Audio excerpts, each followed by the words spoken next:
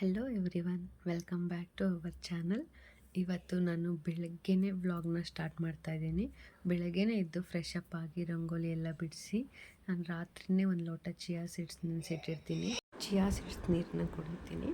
Every day ರಾತ್ರಿ ನೆನೆಸಿ ಬೆಳಗ್ಗೆ ಚಿಯಾ ಸೀಡ್ಸ್ ನೀರನ್ನ ಕುಡಿದ್ರೆ ಬಾಡಿ ತಂಪಾಗಿ ಕೂಲಾಗಿ ಇರುತ್ತೆ.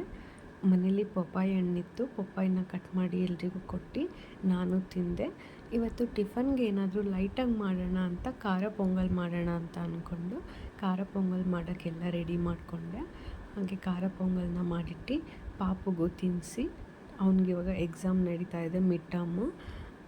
ಅದು ಬೇಗ ಬಿಡಬೇಕಿತ್ತು ಸ್ಕೂಲ್ಗೆ. ಅವನ್ನೆಲ್ಲ ರೆಡಿ ಮಾಡಿ ತಿನ್ನಿಸಿ ಅವನ್ನ ಸ್ಕೂಲಿಗೆ ಬಿಡೋಕ್ಕೆ ಹೋದೆ.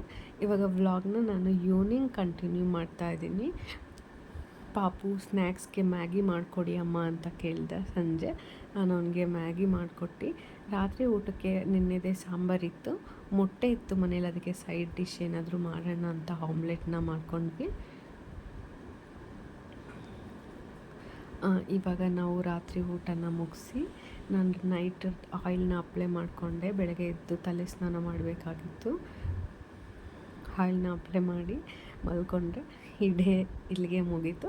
ನಾಳೆ ಮತ್ತೆ ಬೇರೆ ವ್ಲಾಗೊಂದಿಗೆ ಬರ್ತೀನಿ. Thank you for watching. ಹೀಗೆ ಸಪೋರ್ಟ್ ಮಾಡ್ತಾಯಿರಿ.